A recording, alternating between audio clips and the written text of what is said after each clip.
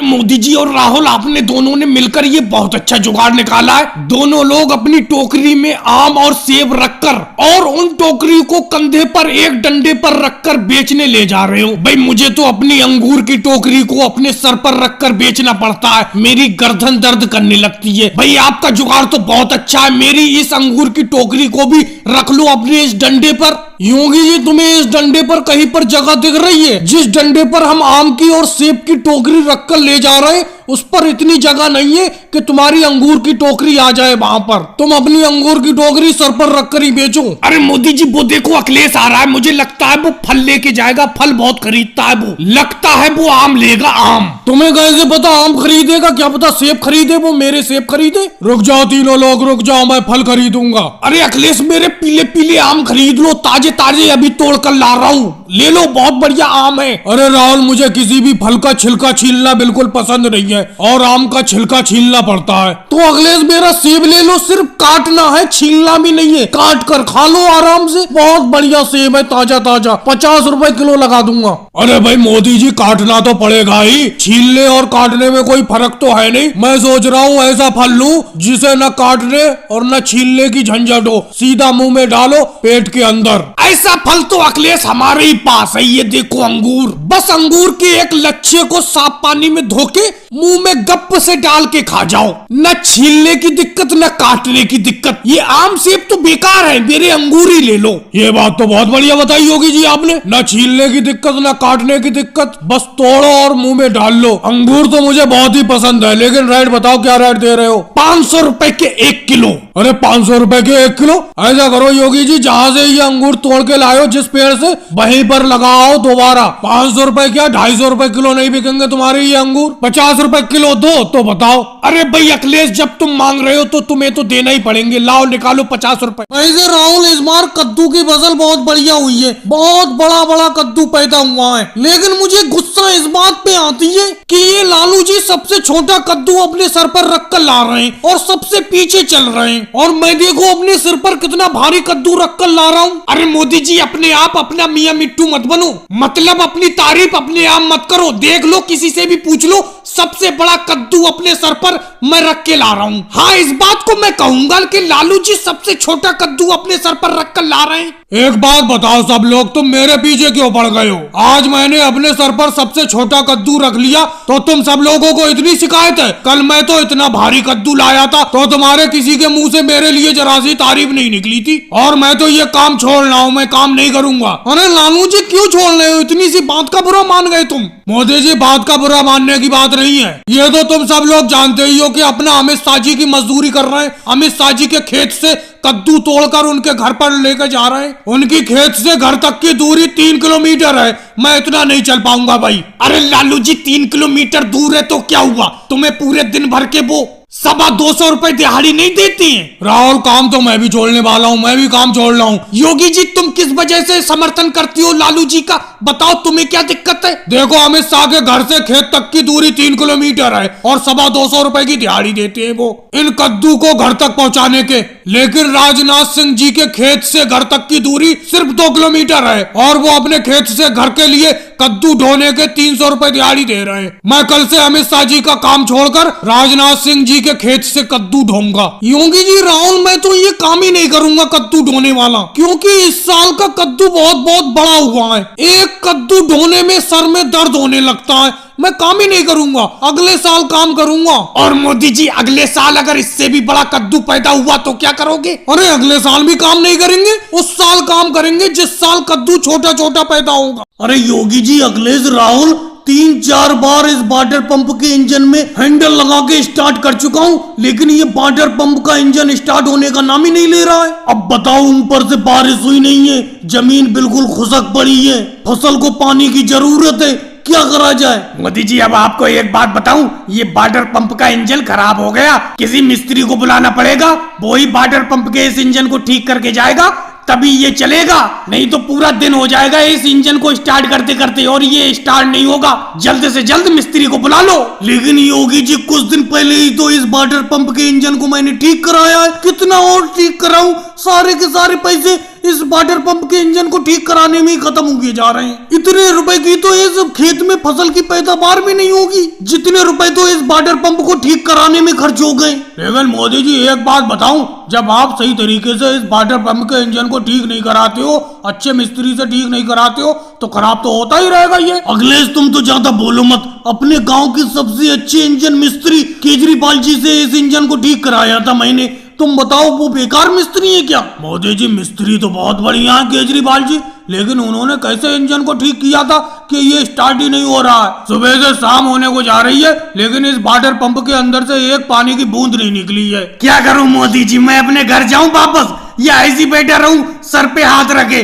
कब से बैठा हूं, आपका ये इंजन स्टार्ट होने का नाम ही नहीं ले रहा है। बताओ मैं क्या करूं? मेरी पूरी की पूरी फसल बिना पानी के सूखी जा रही है, क्या करूं मैं? मैंने सोचा था आप अपने खेत की सिंचाई करोगे, उसके बाद मेरे खेत की सिंचाई कर दोगे। राहुल अगर तुम परेशान बैठे हो तो हम भी तो परेशान हैं। ये वाटर पंप का इंजन स्टार्ट नहीं हो रहा है, बताओ मैं क्या कर सकता हूँ? अरे मेरे खेत की सिंचाई होगी फिर मैं तुम्हारे खेत की सिंचाई कर दूंगा, लेकिन ये वाटर पंप तो स्टार्ट हो, चालू तो हो, ये तो खराब हो गया। मोदी जी अब मैं बिल्कुल नहीं रुकूंगा, इस वाटर पंप के इंजन को घर ले चलो खींच के। यहाँ पर खेत पर इस वाटर पंप को लाने का क्या फायदा जब ये पानी नहीं दे पा रहा है? तो ऐसा करते हैं इसे घर ले चलते, वहीं पे मिस्त्री को बुला के ठीक कराएंगे इसको। अरे मोदी जी कहाँ ले जा रहे हो? ये पीले चावल का बना हुआ भगोना कहाँ ले जा रहे हो ठेली पे लाद के? अरे हम यहाँ पर इंतजार कर रहे हैं पीले चावल का। अरे जब से हमें पता चला है ईंट भट्टे के मैनेजर साहब मोदी जी आज अपनी तरफ से पीले चावल सारे मजदूरों को खिलाएंगे, तब से सुबह से थाली लिए बैठे हैं हम। यहीं पे दे जाओ खाना हमारा। अरे राहुल तुम्हें यहाँ पर जरा सा भी चावल नहीं मिलेगा, एक चावल नहीं दूंगा मैं यहाँ पर। वहां पर चिमनी के पास आओ, वहीं पर सब पंगत में बैठे वहीं पे खाना खाएंगे सब लोग। आ जाओ वहीं पे, जल्दी जल्दी आ जाओ, मैं लेके चल रहा हूँ। और थोड़ी सी मदद करवाओ मेरी, ये भगवाना मुझसे अकेले जा नहीं रहा है, थोड़ा धक्का लगवाओ इस ठेली में। अरे कैसी मजाक करते हो मोदी जी, हम कोई डबल डबल थोड़ी खा लेंगे, हमारा खाना यहीं पे दे जाओ, ये चावल पीले यहीं पे दे जाओ। बड़ा अच्छी धीमी धीमी खुशबू आ रही है तुम्हारे इस भगोने में से, दे जाओ, हम बहुत देर से इंतजार कर रहे हैं। राहुल, मैं और लालू जी, वो देखो लालू जी का भी हिस्सा मेरी थाली में ही दे दो, क्योंकि लालू जी के पास कोई थाली नहीं है, दे जाओ यहीं पे। अरे वहां हम चिमनी के पास इतनी दूर कहाँ आएंगे, बहुत दूर है चिमनी, वहां पर पंगत में जो लोग हैं उन्हें खिला देना। राहुल अखिलेश तुम्हारी समझ में नहीं आता है, एक बार मैं कह रहा हूँ वहां पर चिमनी के पास आओ, पंगत लगी हुई है, वहीं पर ये खाना दूंगा मैं, वहीं पर खिलाऊंगा। यहाँ पर तुम्हें चावल के नाम पे एक सीख नहीं दूंगा मैं तुम्हें, समझे? लालू जी को देखो कितने आराम से बैठे, तुम ही ज्यादा बोले जा रहे हो, वो तो बिल्कुल आराम से बैठे, कुछ भी नहीं कह रहे। लालू जी आ जाओ वहां चिमनी पे। अरे कहाँ चिमनी पे आऊं मोदी जी, एक तो आज ईंटें ज्यादा बना ली, घुटने वैसी दर्द कर रहे हैं, मैं नहीं आ पाऊंगा, यहीं पे दे जाओ। अखिलेश की थाली में मेरा हिस्सा यहीं पे दे जाओ। अरे तुम पीले चावल बनाकर भगोने में सब मजदूरों को खिला रहे हो, पुण्य जरूर कमा रहे हो, मैनेजर जरूर हो इस भट्टे के, लेकिन कम से कम हमारा भी ध्यान रखो, हम इतनी दूर कहाँ चल के जाएंगे? वहां पंगत में यहीं पे दे जाओ, वहां बहुत भीड़ होगी, दे जाओ यहीं पे हमारा हिस्सा। लालू जी तुम भी इन्हीं के साथ हो लिए, चलो दे देता हूं मैं यहीं पे। और भाई लोगों को वीडियो कैसी लगी? अच्छी लगी हो तो लाइक करें, शेयर करें और कमेंट्स में बताएं कैसे लगे पीले चावल। आ जाओ भाई आ जाओ रसीले सेब लेने के लिए, चलती फिरती दुकान में रसीले सेब लुट गए सारे सेब, थोड़े ही बचे। आ जाओ, सस्ता दाम लगा दिया, 10 रुपए किलो, 10 रुपए किलो। मम्मी वो देखो मोदी जी सेब बेचते फिर रहे हैं, एक सेब दिलवा दो, बहुत तेज भूख लगी है, काम करके आ रहे हैं, बहुत तेज भूख लगी है, दिलवा दो, एक सेब दिलवा दो। बिल्कुल भी भूख बर्दाश्त नहीं हो रही है मम्मी जी, दिलवाओ ना दिलवाओ। मेरे बेटे कहाँ से तुझे दिलवाऊं, 10 रुपए की तो मजदूरी हुई है और उसमें से तुझे सेब दिलवा दूं तो घर का खर्चा कैसे चलेगा? ये बताओ कैसे चलेगा? मैं नहीं दिलवाऊंगी तुझे सेब, घर जो रखे हुए हैं अंगूर वही खा लेना। सोनिया जी ये तो कोई बात नहीं हुई, कैसे राहुल का दिल तोड़ रही हो, क्यों नहीं दिलवा रही हो सेब? अरे 10 रुपए की मजदूरी करके आई तो 10 रुपए किलो ही बेच रहा हूँ, दिलवा दो 10 रुपए की 1 किलो सेब, पेट भर जाएगा तीनों लोगों का, योगी जी तक का भर जाएगा। अरे मोदी जी अजीब मजाक करते हो, 10 रुपए की आमदनी हुई है, 10 रुपए के सेब ले लूं, बाकी घर का खर्चा कैसे चलेगा? तुम दोगे घर के खर्चे के लिए पैसे, ये बताओ, तुम तो अपनी आमदनी करके चले जाओगे। अरे सोनिया बहना इन मोदी जी की बातों में मत आना, ये उल्टी सीधी बातें करके सामान को चेप देते हैं और जब घर जाके सामान को देखो तो उल्टा सीधा निकलता है। ये हर दिन नई से नई चीज बेचते रहते हैं, टोकरी में चलते फिरते साइकिल से। कुछ दिन पहले ये पपीता बेच रहे थे, मैंने इनसे पपीता ले लिया, बड़ा अच्छा बताया इन्होंने, घर जाके देखा बिल्कुल कच्चा पपीता। कोई भी सामान मत लेना सोनिया बहना इनसे। राहुल, सोनिया जी कह तो रही है कि तुम्हारे घर पे अंगूर रखे, घर पे पहुंचने ही वाले हो, घर जाके अंगूर खा लेना। इनके सेब बिल्कुल मत खाओ, सेब बिल्कुल अंदर बेकार सड़े हुए निकलेंगे। अरे योगी जी, तुमने मुझसे 200 ग्राम का एक पपीता क्या ले लिया है? हर जगह बदनामी करते फिरती हो। उस दिन केजरीवाल के सामने मेरी बदनामी कर रहे थे। अरे तुमने पपीता क्या लिया है? जान पे आफत बन गए हो, मेरी ग्राहकी बेकार करते जा रहे हो, हर किसी के सामने कुछ ना कुछ कहते रहते हो। अरे थोड़ी बहुत देर में सोनिया जी को मैं ये सेब दे ही देता बातों में लेके, लेकिन बीच में तुमने अपना रोड़ा डाल दिया। अब कैसे करके बिकेंगे सेब? ऐसा करो, जितने का तुम्हारा पपीता था, तुमने जितने का मुझसे खरीदा था, उतने मुझसे पैसे ले लो। हर जगह मेरी बुराई करना छोड़ दो। रोक लो मोदी जी, रोक लो अपनी रिक्शा मोटरसाइकिल रोक लो। राहुल, क्या दिक्कत है? बताओ क्या बात है। मम्मी जी एक बात बताओ, आप प्रियंका को शहर ले जा रही हो, मुझे एक शहर क्यों नहीं ले जा रही हो? मुझे भी एक जोड़ी चप्पल खरीद के लाना है। पूरा पूरा दिन जूते पहने फिरता हूँ, चप्पल नहीं है मेरे पास। मेरे बेटे राहुल, आज प्रियंका को शॉपिंग करा के लाने दे।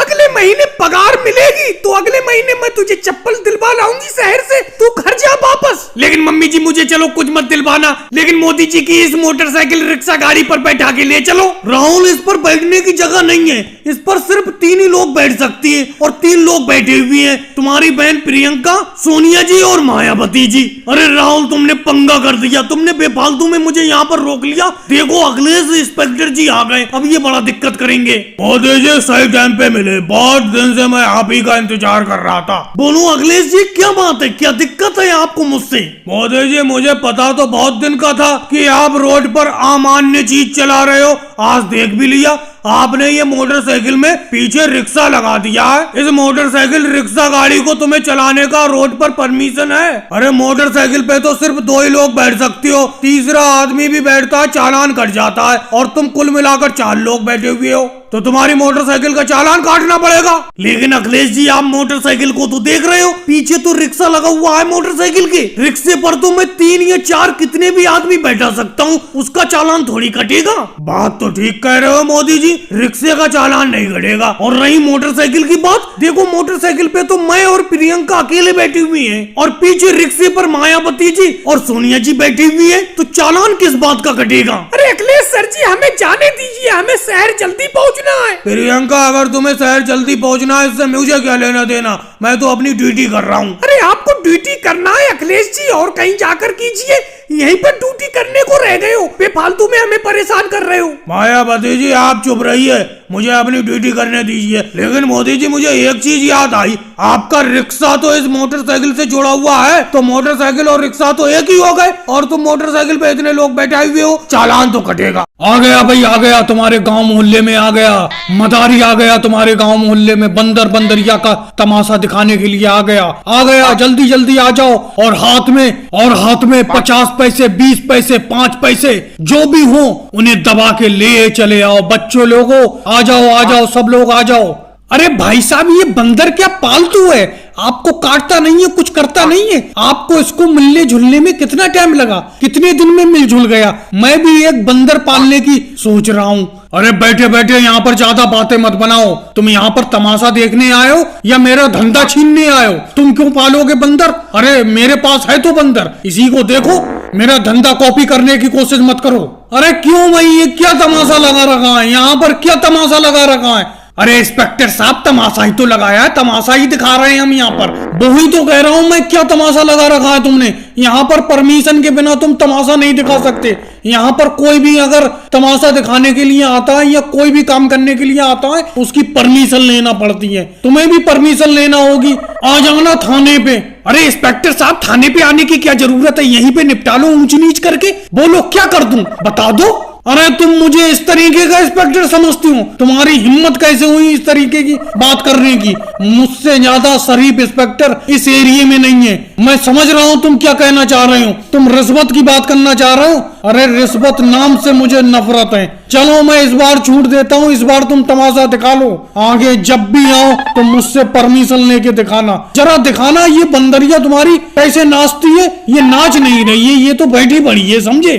अरे कोई बात नहीं इंस्पेक्टर साहब, अभी नचाता हूँ मैं इसको। असल में मैं तो आपको देख के डर ही गया था, ये भी आपको देख के डर गई थी, इसीलिए इसने नाचना छोड़ दिया। अभी नचाता हूँ इससे। अरे ये नाच क्यों नहीं रही है आज? नाच नाच पता नहीं क्या हो गया, नाच भी नहीं रही है। लगता है तमाशा आज वैसे भी नहीं हो पाएगा। मेरे बेटे पहले भोजन कर ले, कब तक इतनी कड़ी मेहनत करता रहेगा? भोजन कर ले। राहुल बेटे तू सुबह भी घर से भोजन करके नहीं आया है, मेहनत पर मेहनत करे जा रहा है, भोजन नहीं कर रहा है। मम्मी जी मैंने आपसे कहा था कि जब काम हो जाएगा मैं खुद घर आकर भोजन कर लूंगा। आप यहाँ पर क्यों चली आई? अभी तो मोदी जी और अखिलेश ने भी भोजन नहीं किया है। अरे कोई मैं अकेला ही भूखा थोड़ी हूँ, किसी ने भी भोजन नहीं किया है। सोनिया जी राहुल बिल्कुल सही कह रहा है, थोड़ी देर का काम और बचा है। ये अमित शाह जी के जितने भी आलू हैं उनके खेत से लाकर हम उनके घर पर पहुंचा रहे हैं। बस थोड़े ही आलू और बचे, उसके बाद भोजन करने के लिए राहुल तुम्हारे घर आ जाएगा और मैं अपने घर चला जाऊंगा। लेकिन मोदी जी एक बात बताऊं, आप इन मजदूरों के ठेकेदार हो,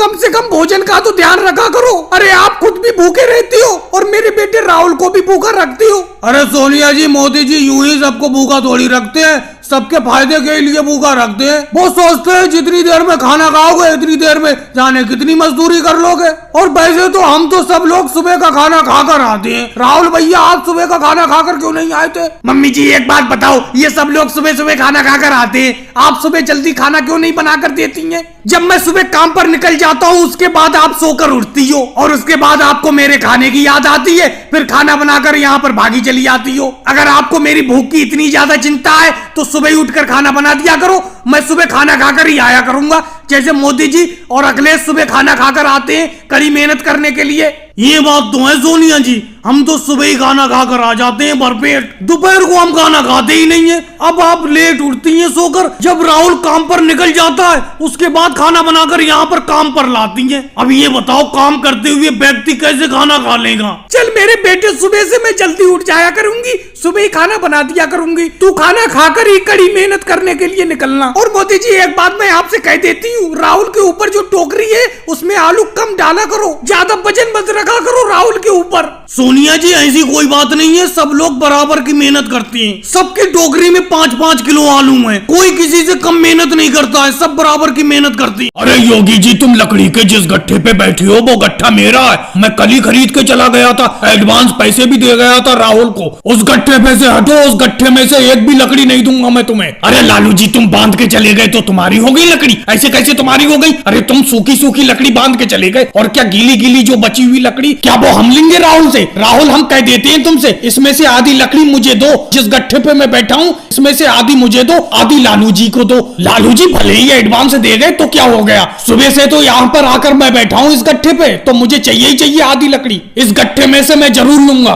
और राहुल इतनी मेहनत मत किया करो, एक आध मजदूर कर लो कोई, अकेले ही अपने कंधे पर इतनी लकड़ी ढोके लाते हो। अरे भाई योगी जी तुम जिस गट्ठे पे बैठे हुए हो उस गट्ठे में से मैं एक भी लकड़ी तुम्हें नहीं दूंगा, क्योंकि उसके पैसे एडवांस में लालू जी मुझे जमा कर गए। ये देखो मैं ताजी ताजी लकड़ी लाया हूँ जंगल से खरीद के, इस लकड़ी को ले लो तुम, ये भी सूखी लकड़ी है बिल्कुल। अरे मोदी इंस्पेक्टर साहब आ गए, मोदी इंस्पेक्टर साहब क्या बात है? राहुल इतना मोटा रुपया छाप रहे हो और कह रहे हो क्या बात है? ये बताओ तुमने इस लकड़ी की दुकान का लाइसेंस रिन्यू क्यों नहीं कराया है? तुम्हारी इस लकड़ी की दुकान का लाइसेंस खत्म हो गया, तुम्हारी इस लकड़ी की दुकान की डेट कल तक थी, कल ही खत्म हो गई, लेकिन मैं कल नहीं आया आज आया हूँ। तुमने रिन्यू कराया कि नहीं कराया? अगर नहीं कराया है तो तुम्हें आज ही, आज की डेट है, आज कराना होगा, नहीं तो बहुत तगड़ा दंड पड़ेगा। अरे कैसी बात करते हो मोदी इंस्पेक्टर साहब, मुझे मालूम है मेरी इस दुकान का, लकड़ी की दुकान का लाइसेंस कल खत्म हो गया, उसकी एक्सपायरी डेट खत्म हो गई, इसीलिए मैं आज रिन्यू करा के डायरेक्ट यहीं पे चला आ रहा हूँ। उसके बाद जंगल में गया और जंगल से फिर लकड़ी ला रहा हूँ। मैं कोई गलत काम नहीं करता, बिल्कुल सही तरीके से कानूनी तौर पे काम कर रहा हूँ, सही तरीके से लकड़ी बेच रहा हूँ। सही बात है, बहुत बढ़िया बात है, अगर रिन्यू करा लिया बहुत बढ़िया बात है। कायदे में तुम्हें इसी तरीके से काम करता रहना चाहिए, बहुत बढ़िया काम कर रहे हो। और योगी जी तुम दूसरे की लकड़ी पे क्यों कब्जा दिखा रहे हो? कल लालू जी पैसा जमा कर गए थे, ये लकड़ी उनकी हो गई जब वो पैसा दे गए। ये राहुल जो अभी लाया है जंगल से लकड़ी, ये भी सूखी है, ये वाली ले लूं।